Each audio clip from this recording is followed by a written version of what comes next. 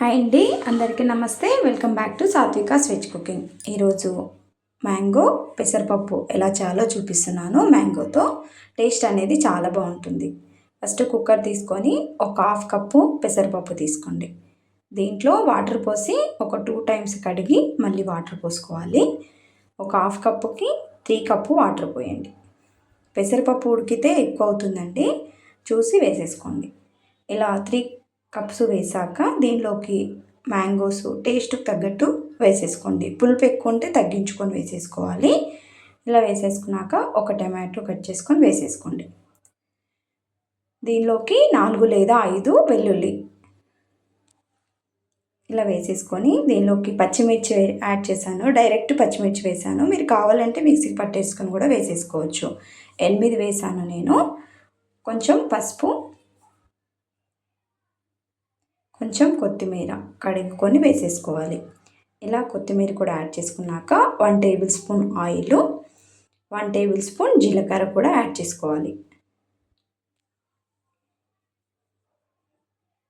చూడండి, 1 table spoon జీలకర్ర కూడా వేసేసుకొని ఒక్కసారి మొత్తం కలిపేసుకోండి.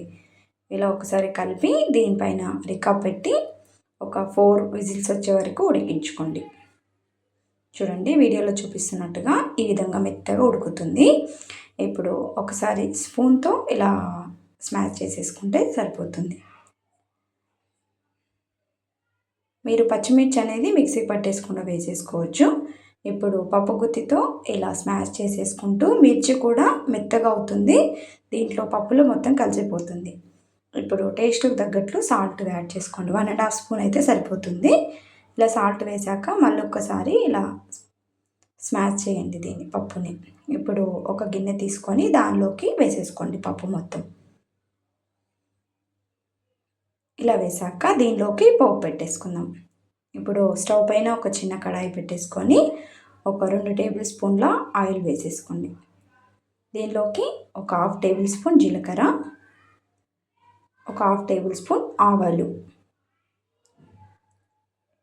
ఇప్పుడు దీనిలోకి ఒక 2 ఎండుమిర్చి,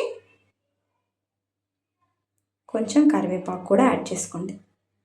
ఇప్పుడు స్టవ్ ఆఫ్ చేసేసుకొని దీంట్లోకి పోపు అనేది పప్పులోకి వేసేసుకోండి.